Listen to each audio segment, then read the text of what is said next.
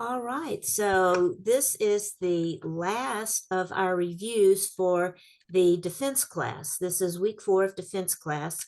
For those of you that are watching this, just a reminder that we haven't had our actual last Friday class yet because we had to cancel this past Friday. And so Friday, March 8th will be the last actual in-class opportunity to talk about defense. But so it'll be next Friday, March 8th. But today we will go ahead and cover everything. We've got a review of the class, and then we're covering some kind of wrap up things that we need to talk about that put everything we've been covering so far in defense together. So the first thing I want to do is look at a summary of the entire defense class. And did I send this summary out to everybody and as an email attachment? I haven't seen one. Okay, I handed it out in class, but you'll be getting this as an attachment. I'll send it this afternoon when I send the link to this review. You'll get this document in the mail. So the first thing that we covered in our defense class was opening leads. And we had two different things. We had opening leads against no Trump and opening leads against suit contracts. For no Trump, the important thing for no Trump is we are looking for length. We're looking to find, besides the high cards that we have, we're looking to find a long suit that we can develop.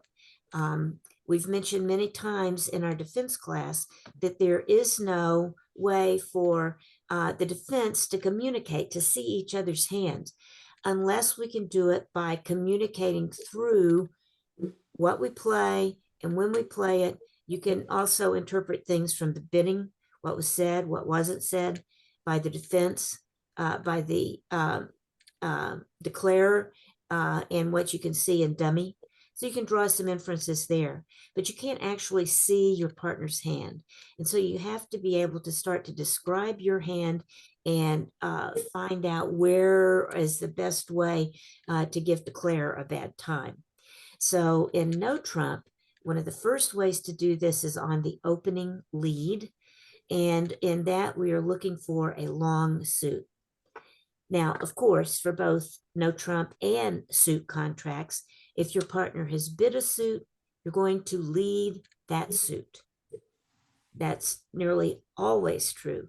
It's definitely true in a suit contract. There's very few occasions where you'd lead something else. And in a no Trump contract, even if you have some other really good suit of your own, you don't start trying to develop that. You develop what your partner has led. And the reason for that is unless you have a solid running suit in your hand, it usually takes a play or two to develop a suit. Well, the opening lead begins to develop whatever suit your partner, the leading person, has chosen. And so if you then try to develop your own suit, you're going to be 2 steps behind where you could have been if you had just stuck with the one suit that your partner started on. So we always, if partner has led a suit, that's the suit we work as. Bid a suit, that's the suit we work on trying to develop. And if partner has led a suit, we stick with that suit, even if we think we have a better suit, unless it is clearly a superior suit. If you have 6 in a suit or 7 in a suit headed by the ace, king, queen, first, why didn't you bid it? But second, yes, then you can try to develop that suit. So if partner has bid, you'll lead that suit. You'll lead the top of a doubleton. You'll lead the top of touching honors. Or if you have no sequence, and so you're just leading their suit, you will lead using our rule of Boston, bottom of something, top of nothing. If you have something in the suit, a king, a queen, a jack, then you will lead a low card.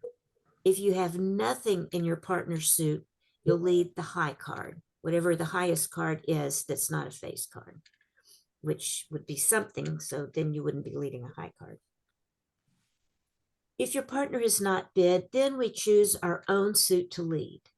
And when we choose our own suit to lead, we either lead fourth down in our longest suit, or we lead an honor in the suit if we have 3 honors and we have touching honors.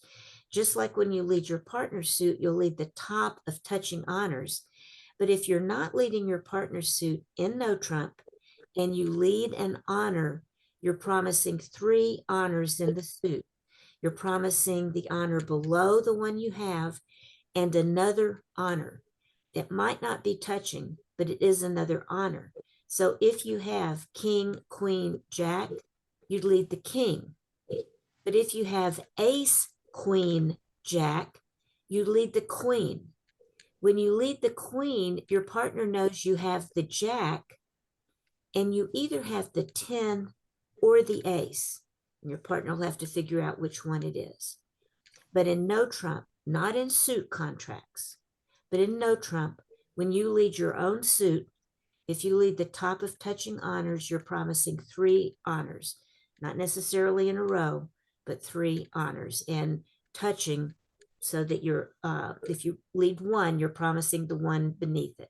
That's one of these ways that we start to communicate about what's in our hand. That's why we really like leading touching honors if we can. If you have a choice of suits to lead, you'll lead the stronger. If you have 2 5-card suits and one of them is better than the other, lead the better one. If one of them is longer than the other, even if it's not good, you'll lead the longer of the suit. So if you have a 6-card suit and a 5-card suit, and the 5-card suit has the ace, king, jack, and the 6-card suit's headed by the queen, you'll lead the 6-card suit. And then finally, if you don't have anything else to lead, and you're going to have to lead some suit, and it is, you would choose to lead an unbid suit if you at all can. We don't want to lead a suit, and this is for suits and no trump. We don't want to lead a suit that the opponents have bid. If you find yourself in a position of needing to lead an unbid suit, lead the suit that was bid by dummy, not by declare. Lead through weakness, through strength towards weakness. So if dummy has bid it, that's safer than if declare has bid it. And the reason for that is that your partner gets to play after the dummy if you're leading to the trick. But generally, you would not be leading a suit that the opponents have bid. Okay, let's go on down to the next one then, which is opening leads against suit contracts. Same thing here, opening leads against suit contracts. Here, we're not looking for length. We're looking for high cards. We're looking to develop the high cards that we have in our hand or that we have in partner's hand or that we can promote between us. Occasionally, you will be able to develop a long suit, but mainly we're looking for strength against a suit contract. So if partner has bid, we'll lead that suit following the same rules for no trump. If partner has not bid, we will lead the top of a sequence if we have it. This can be 2 rather than 3, as in no trump. We'll, in choosing what suit to lead, we'll choose an unbid suit to lead, because if the opponents haven't bid the suit, chances are our partner has something in the suit. We may also choose to lead a short suit, like a singleton. But we need to think about those a little bit before we do it, especially a doubleton. In order for a doubleton to develop any tricks for you, you have to get 2 tricks in that suit, and you have to have trump, and you have to be able to trump before the opponents draw your trump.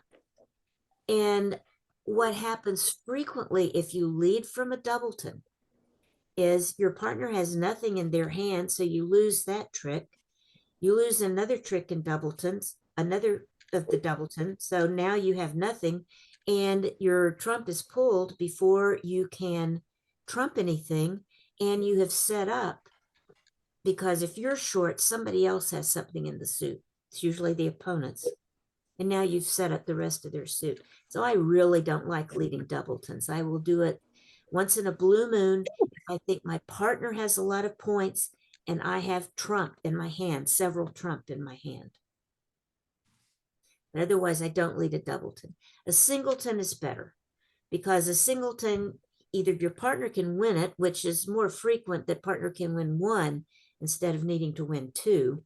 So partner could win one. Even if not, many times then you partner will be able to win something and lead that suit back to you so that you can trump before trump are drawn. So a singleton's a little bit better of a short suit to lead than a doubleton. Doubletons rarely get you anything. You can lead a long suit and hopefully think that you may be able to develop it if you and your partner have at least 4 trump between you. If you have less than that, then probably a long suit is not going to set up because they'll just be able to trump. But if you have a trump stack in your hand, you may be able to set up a long suit because it'll be difficult for the opponents to draw in trump. And by the time they've done that, they're out of trump. And then it's playing more like a no trump hand than a suit contract hand. Many people get in the habit of leading trump because declare is going to be leading trump anyway. And so the thought process is this doesn't really hurt anything. The problem with that philosophy is you have an advantage because you, as the defender, is able to start to set the tone for the play of the hand by the opening lead, whatever you lead first. And so if you do not lead something positive, if you take a negative lead or a passive lead, like the lead of a trump, you're giving up one of your opportunities. So generally don't lead a trump unless it's dangerous to lead anything else. If you have just unguarded aces and unguarded kings, you're probably going to give up a trick if you lead that suit. So better then to go ahead and lead trump and let someone else lead your suits. That would be the reason to lead trump. Or another reason to lead trump is if you know that there is shortness on the board that they are going to try to ruff. That usually comes in when you and your partner have been bidding a suit and you know that you've got a good suit between you, ergo, the opponents are short in that suit, then you may want to lead trump out right away if you think you have any chance of running them out of trump so that they can't be trumping your suit on the board. If you can't, when you are deciding to lead, many times you will not have an actual suit that you want to encourage partner to lead, or you do have a suit and you don't have the touching honors, so you're not sure what to lead. And what we use is the top of nothing or the bottom of something, Boston, like we talked about before. So if you have a good suit that has face cards in it, then you will lead a low card. That says to partner, I like this suit. This is a suit with something in it. If you lead the top of nothing, so you don't have a face card, so you're leading like a 9, 8, 7, that's the top of nothing, then that's saying, partner, don't continue this suit. I don't have anything here. So Boston is what we use for making opening leads or leading a suit for the first time. We also talk about signals. Signals are exactly the opposite of that. But these are lead preferences, top of nothing, bottom of something. The card you decide to lead is the top of a doubleton if you're going to lead a doubleton, the top of touching honors if you have them. If you have no sequence and you like the suit and you want to lead it, you'll lead fourth down. That encourages partner in the suit. And if we have an unguarded ace or even a guarded ace, if we have an ace in our hand, but we don't have the king, we generally do not underlead the ace. We don't lead that suit. We don't lead a card lower than the ace in a suit that's headed by the ace. We also don't like to lead a card lower than the king if all we have in the suit is a king. But the rule is definitely true for an ace. Aces are meant to take kings, so we don't want to just play our ace and then the king is good. Now the king is in one of three hands because there's three other people at the table and only one of those is your partner. So when you lead an ace hoping your partner has the king, that is not a good percentage play. That's only 33% of the time. But maybe partner has bid that, or maybe you think that's an unbid suit, so maybe that's a good suit to lead. If that's the case and you want to lead that suit, you will not underlead the ace. If you're going to lead the suit, you lead the ace. Okay, so those are opening leads. Then we talked about third hand play, and these are rules. Third hand play and second hand play are the rules that we learned in beginning bridge. And they Sally, yes, you have a question, somebody? back up just a second. Yeah. On the lead and ace, suppose you only have the ace as a singleton.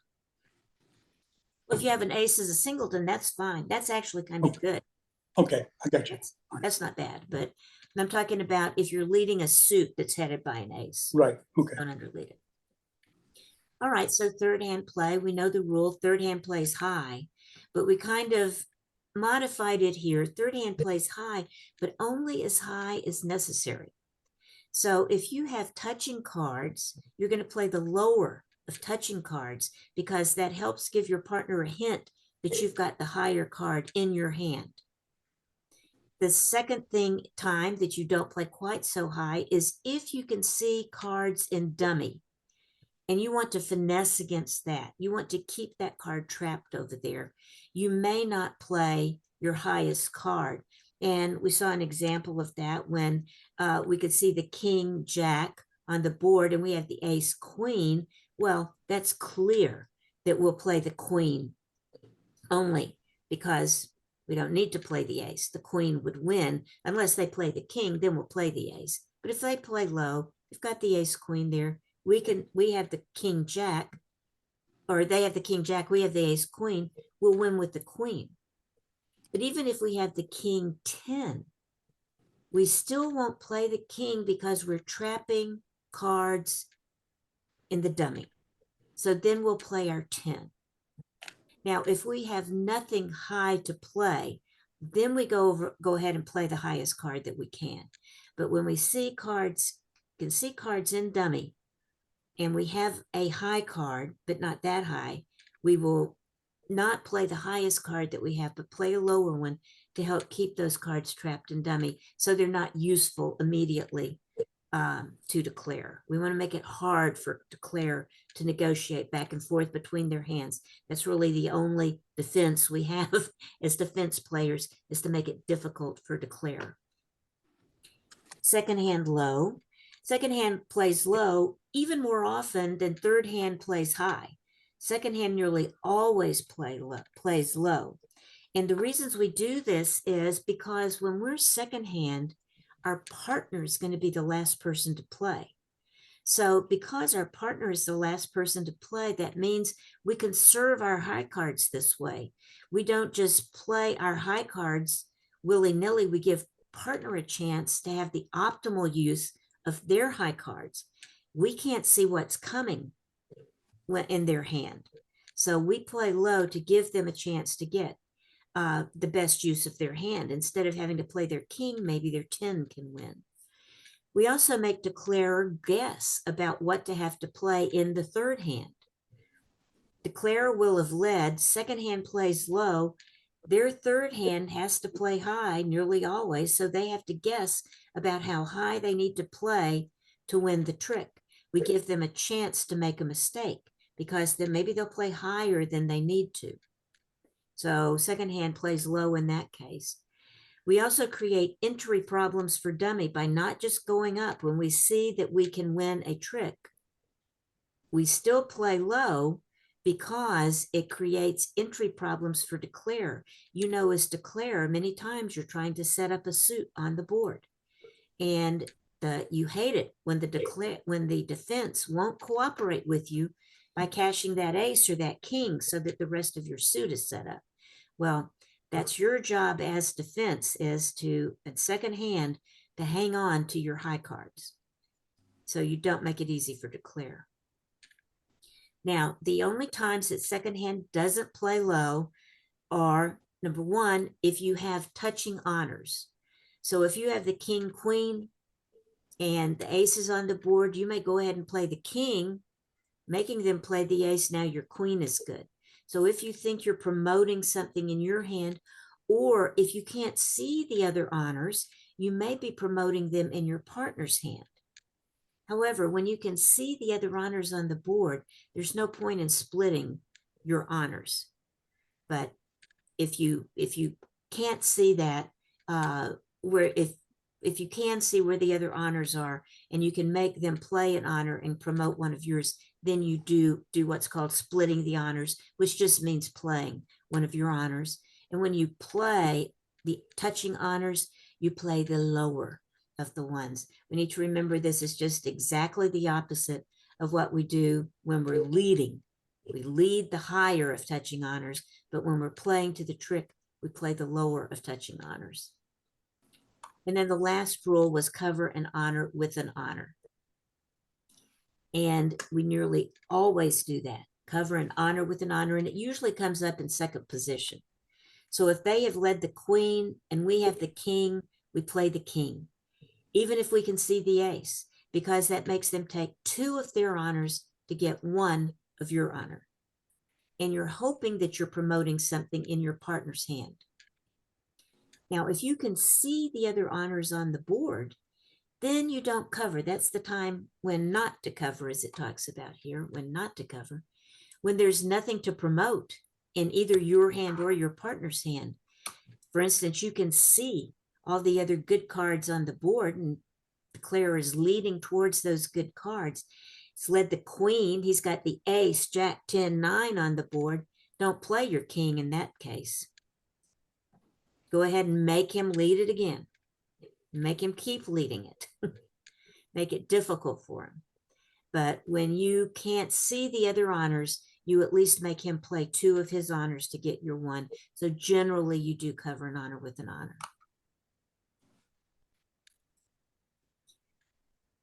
Okay, then we talked about defensive signals. Now, this part of this handout, the rest of the handout, the earlier ones, play at the third hand high, second hand low, the opening leads, the handouts you have are really the same thing that's on this one handout. So this one handout can replace those.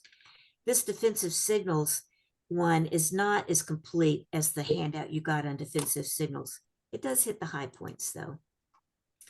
Defensive signals are very important because, again, this is the way to communicate back and forth with partner of what our hand is and what their hand is, and we can start to envision each other's hands by signaling whether we like a suit or we don't like a suit, or we signal how many cards we have in a suit, or we signal what suit we prefer. There's 3 different kinds of signaling. Attitude, which is what suit we prefer. I mean, whether we like a suit or don't like a suit. That's attitude, our attitude towards that suit. We like it, we don't like it. That is probably 75% of the signals we give are attitude signals. The other kind of signal is count. How many cards do we have in the suit? Usually we give count signals when the declarer is leading to the trick. We give a count signal. Suit preference signals, and that's about maybe the rest of the 20 or 25% of the time. Very occasionally, we'll give a suit preference signal.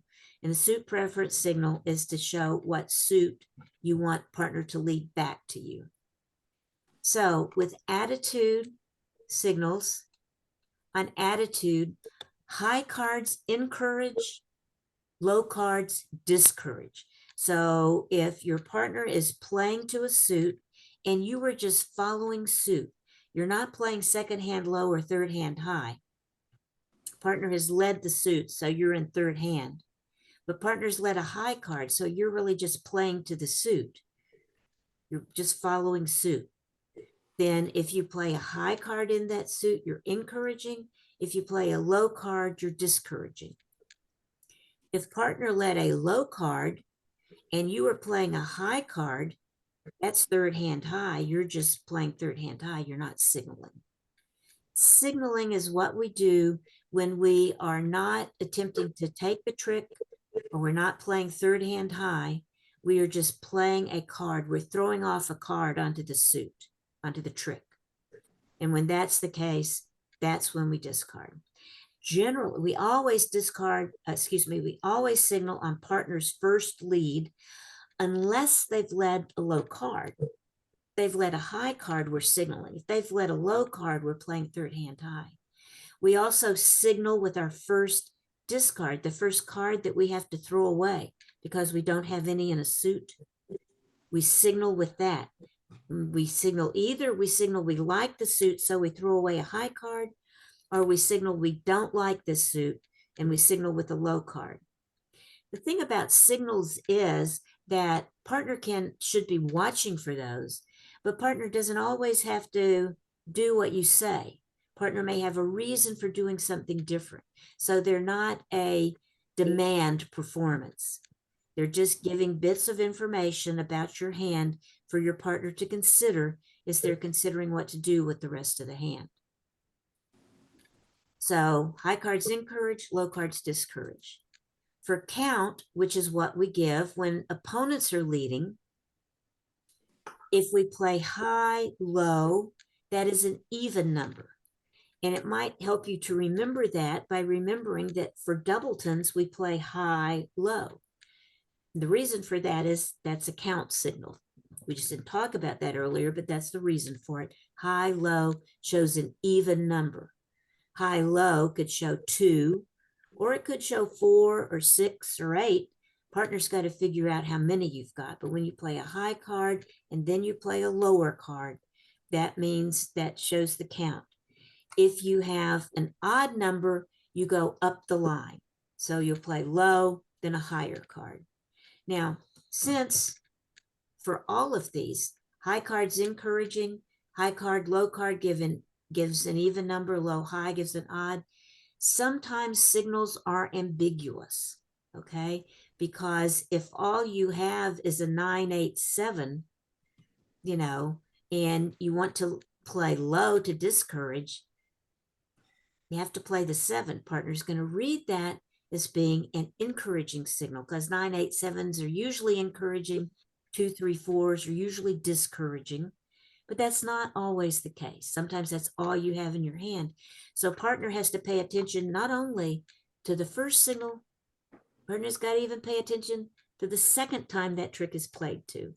So sometimes it takes 2 tricks to fully understand partner's signal. So defense is kind of hard because if you're going to do it well, you need to pay attention to what your partner is doing and thinking about what that means about his hand and how it impacts your hand. And you have to start thinking from the very beginning. If you lead a suit and your partner plays the 7, you should be thinking, oh, they like that suit.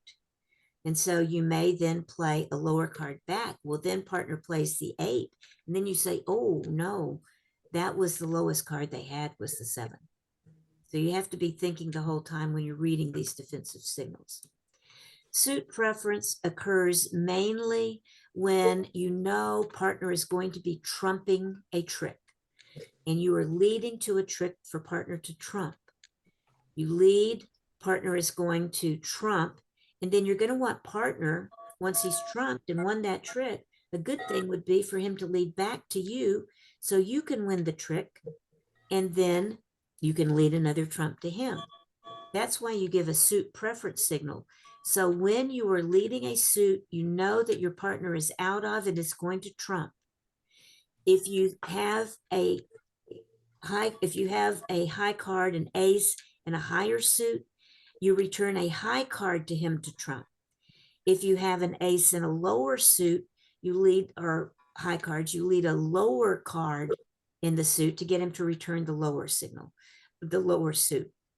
So by what card you lead him to trump, because you know you're going to lose the trick, but you lead a low card if you want him to lead a lower suit, a high card if you want him to lead a higher suit. Guys, this one is kind of hard. This is not easy to see these situations, but they're very valuable when you can see them. Finally, discards. This is when you can't follow suit. You're going to have to toss something. And before we learned how to really read discards, we just toss the littlest thing we have, get rid of the little cards that we think might not be winning. But really a better thing to think of is to signal with your first discard. Always signal with your first discard. And what your signal is, it's just like our attitude. If we throw away a higher card, like a 9, 8, 7, we like that suit. If we throw away a lower card, we don't like the suit. So you should always signal on opening leads and always signal on discards. And those are always attitude signals. If you don't do anything other than that and pay attention to that, you'll be way ahead of the game as far as your defensive strategy goes.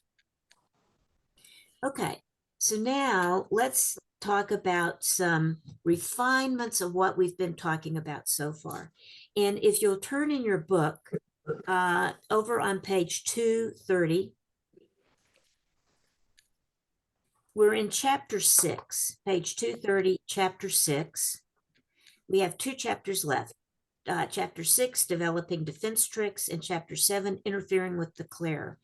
And these kind of just build on what we've already been talking about, because we've talked about most of these concepts in earlier chapters. But developing defensive tricks, the first thing is we should be taking sure tricks that we have. That's the first thing. And taking sure tricks involves 2 things. Number 1, unblocking. And this usually means that you have 2 cards and a suit, and your partner has led a high card. So you have partners led the king, and you have the ace small. That's the clearest example of this. Partner leads the king, which means he has the queen. He likes that suit. He wants to, that's a good suit for him. And you have the ace small, and this is a suit contract, could even be at no trump. But you are going to play the ace when you're in this situation, because if you don't play the ace, if you play a small card that you have, and so he leads it to you for you to take your ace, good, you get to take your ace, but now you're stuck in your hand.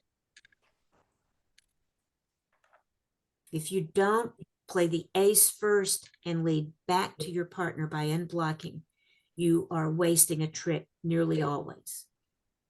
If you have 3 cards in a suit, no, that's not a problem. But it's when you have 2 and you have a higher one than your partners that could win a trick, you go ahead and overtake your partners and then lead back to your partner.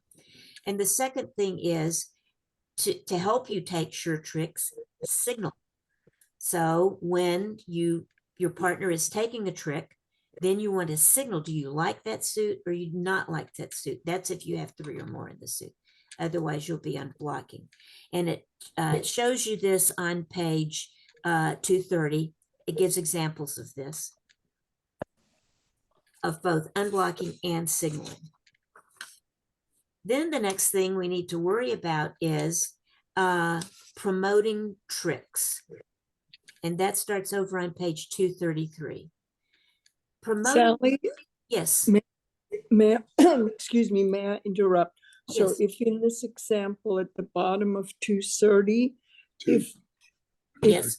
if you had 3, 8, 6, 4, then and your partner leads the king, then you would play low the first time and overtake his queen that he may lead back the second time. That's right. Okay. That's exactly right. On page 230, there's you saying if you had the ace 6 4 and he leads the king, you would play actually the 6 next, because he should be able to figure out that you have the ace by the fact that declare doesn't play it. So, but in case he doesn't, you want to play the 6 because at least that's an encouraging signal that says that you have the ace. You want to get used to doing those signals, even though at ace 6 4. The 6 is one of those ambiguous signals. Okay, then they talk in the book about promoting tricks and managing entries. And that starts over on page 233.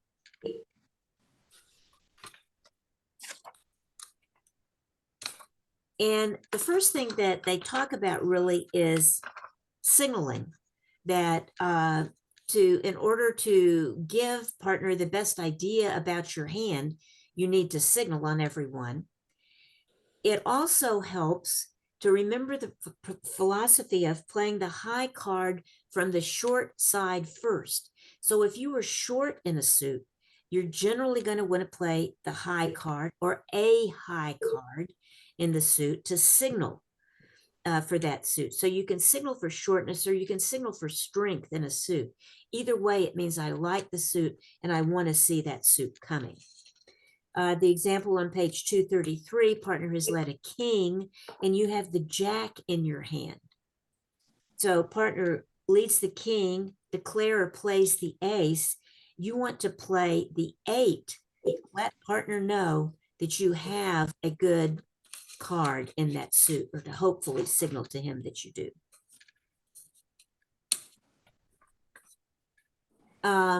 More of that is discussed on page 235, where they're talking about more unblocking. And it's the same principle here where we talked about where we have the ace small. Even with the king small, we are going to unblock so that we can let partner come back to partner's hand. You need to watch out for this unblocking idea a lot in no trump, because if partner has what you know is a long, good suit, and you have high cards in the suit, and I'm here talking about 9, 8, 7s, you want to start unloading those while he's cashing his winning tricks. Otherwise, if he doesn't have enough in the suit, if he has like 4 and you have 4, you could block him so that you can't win the last trick. Because if you have not thrown away a 9, an 8, or a 7, and he plays the ace, king, queen, jack, then, or he has the ace, king, queen small, that should be a winning trick. But if you have not thrown away your cards, it's not going to win. So you have to watch out for that in no trump also.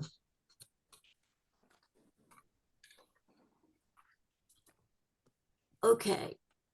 And this is where it talks about the short hand should be left with a low card to lead back if you win the trick. The next thing that we want to do in developing defense tricks are developing our own long suits, establishing our own long suits. We've already talked about this, that this philosophy is return your partner's lead. Don't pick your own suit to work on unless it is clear that that is the correct thing to do, because you are giving up a very valuable opportunity. Your partner has already started setting up their trick, their suit. If you then start working on your own, you are losing time, valuable time that partners already tried to work by setting up your own suit. So if you have solid ace, king, queen, jack, 10, all right. But if yours is not solid, let partner keep the one that he's already started on. That's the most efficient use of the limited time you have as defense to understand each other's hands and start setting things up. It also mentions here, sometimes you need to let declarer win to set up your own suit. And this is over, let me see where this is. Page 239.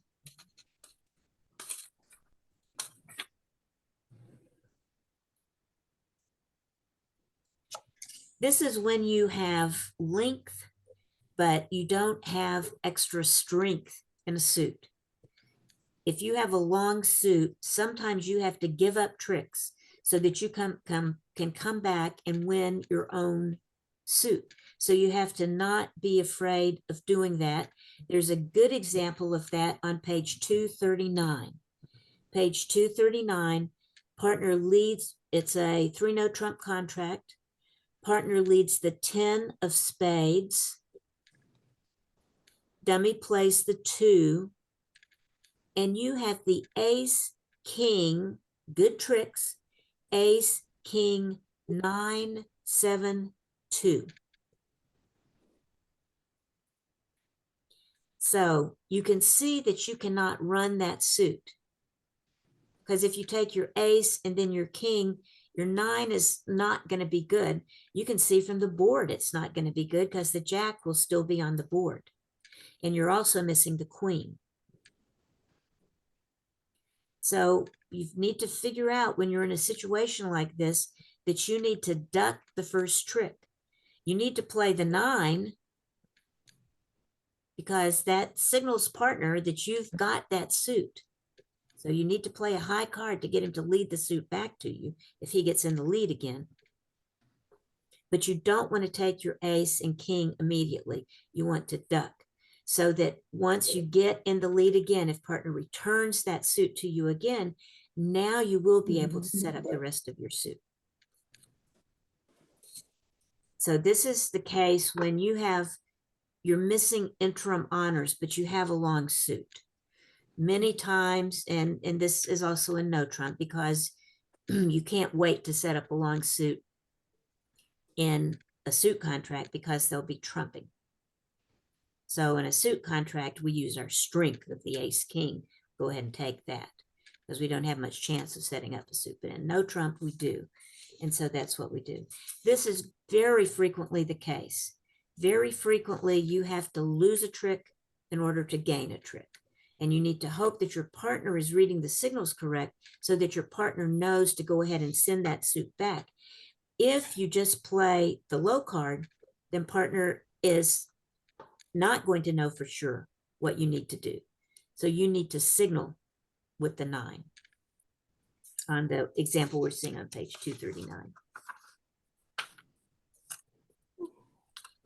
Okay, the next thing is finessing. That's another way we can get defensive tricks.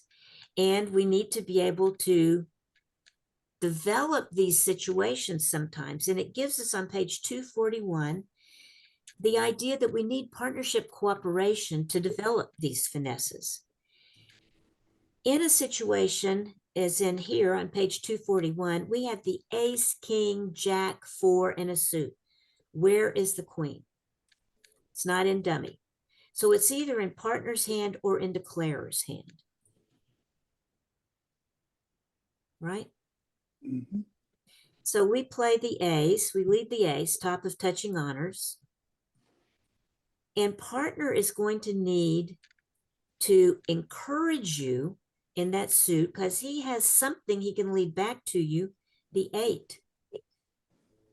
So he is going to play the 2, and then we'll lead the 6 back, and it finesses declarer's queen. When your partner has led a suit like the ace and doesn't continue in that suit, you know they don't have the solid suit.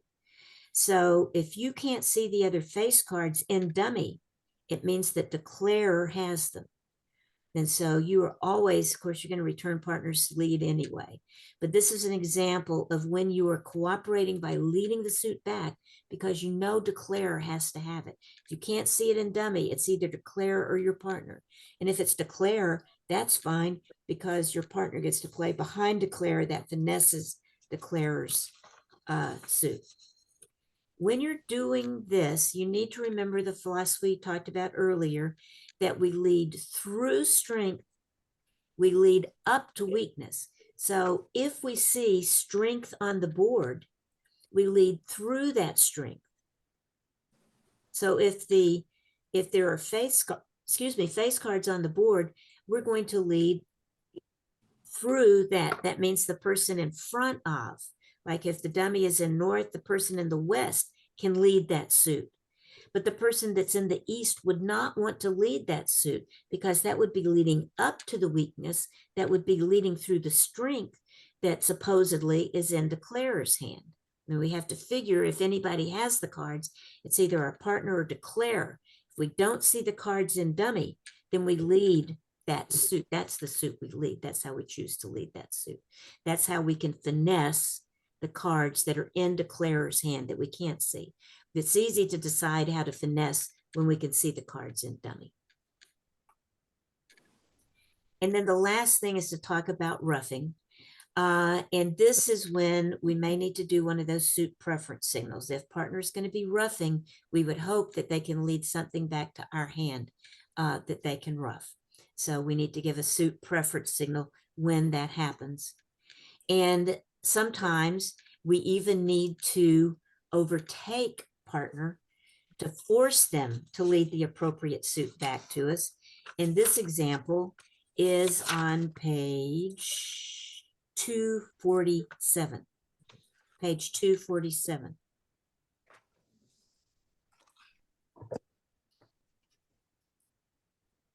On page 247, we're playing a 4-heart contract and partner leads the king. That means he's got the queen. We want to return that. We've got a good suit here. We've got the ace. Partner's got the queen. So this is good. We should have 3 tricks in this suit, but we've got the singleton ace of diamonds in our hand. So when partner plays the king of clubs, we overtake it with the ace because we want to immediately lead the ace of diamonds. Partner is going to think, why did they overtake my king with their ace and lead the ace of diamonds and then return clubs? Because that's what you'll do, right? That makes sense to everybody. Partner led the king. We overtake it with the ace. We cash our ace of diamonds and then return a club. So partner should be thinking, why did they play that ace of diamonds next? Why did they do that? And partner should be able to figure out why you did that because partner has 5 diamonds in their hand and they can see 4 on the board. So the chances are that's going to be a singleton. Worst case scenario, it was the ace king.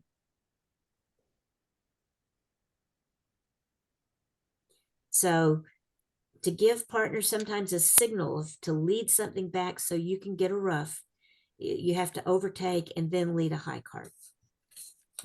This situation doesn't come up a lot, but I mean, it does come up and you need to be looking for things like this. And as the partner of the person who does something wacky like this, you need to be thinking, why did they do this? What was the reason for that? And you have to be in your head the whole time when you're on defense, thinking about what's in your hand and what's in partner's hand and what is partner telling you. When you're declare, you're flying solo. You're doing the whole show. But defense requires a lot of cooperation. Okay. Then the last part is interfering with declarer. What's the best way to do this? And that chapter starts over on page 278. And here we're talking about declarer is trying to set things up. They are trying to make their contract. So they're going to be trying to do all of the things that we know that you can do to develop extra tricks. They're going to be trying to trump and dummy. They're going to be trying to finesse certain suits. They're going to be trying to set up long suits, and they're going to be trying to set up their own suits. So we're going to be trying to defend against this. And so when we're talking about suit establishment, they're trying to establish a good suit that they have. Some ways to defend against that are to hold up. Don't play your high card. Don't immediately take your winners. If there's one thing you can do on defense that helps mess up the declarer, and as declarer, you can probably attest to this, You love it when defenders take their high cards. I love it if a defender takes their ace or takes a king. Great. It helps me set up my suits. So as defense, you need to be aware of this and you need to be holding up and not just cashing those winners when you can see that they're trying to set up a suit on the board. You also need to be aware of attacking entries, because if they are trying to set up something on the board and you can see that they have an entry to that, like one and only one way to get back to that suit, you want to attack that suit before they can set up their good suit. This happens a lot if they are going to be, they're going to want to be trumping something on the board, and it's usually your suit, you and your partner's suit. That's a case where you may want to lead trump. Don't let them have keep the little trump on in dummy to trump with. Go ahead and start drawing their trump for them during the hand.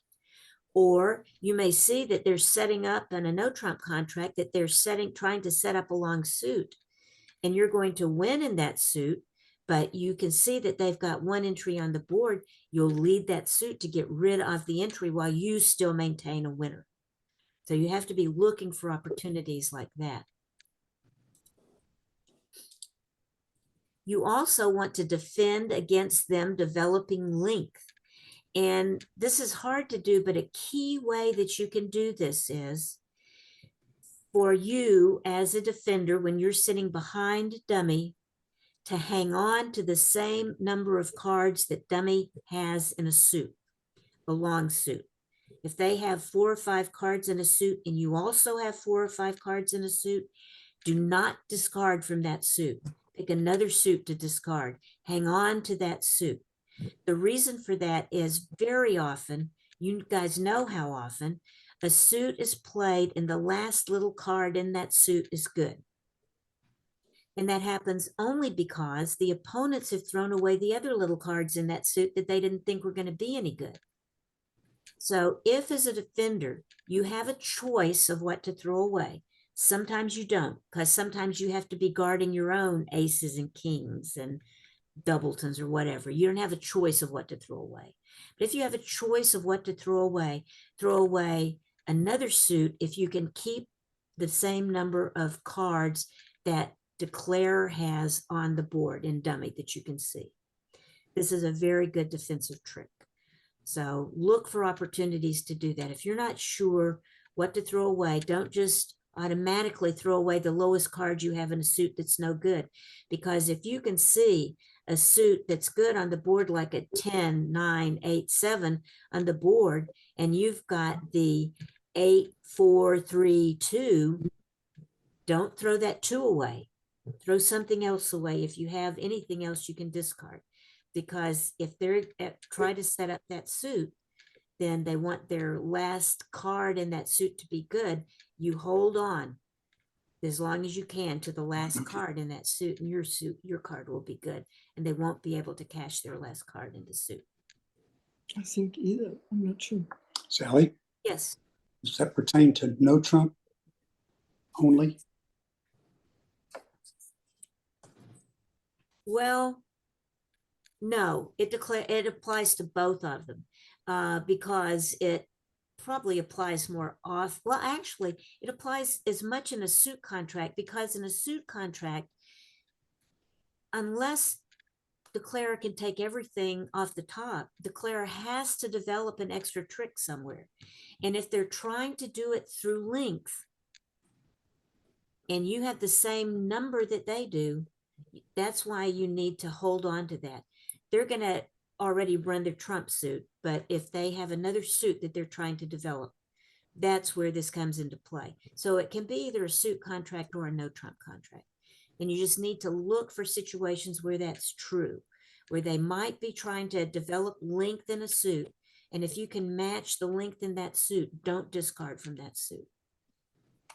Thank you. And then the last thing is defending against finesses that they're doing.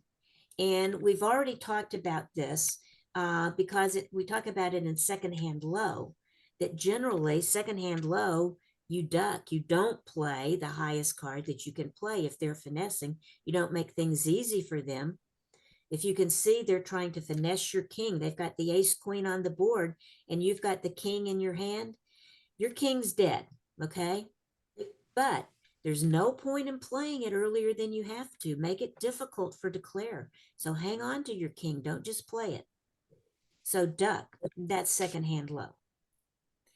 Or if you can see that that you're going to have to play that card eventually, hold on to it as long as you can until the last one is being played with dummy. Then you can cover the last one.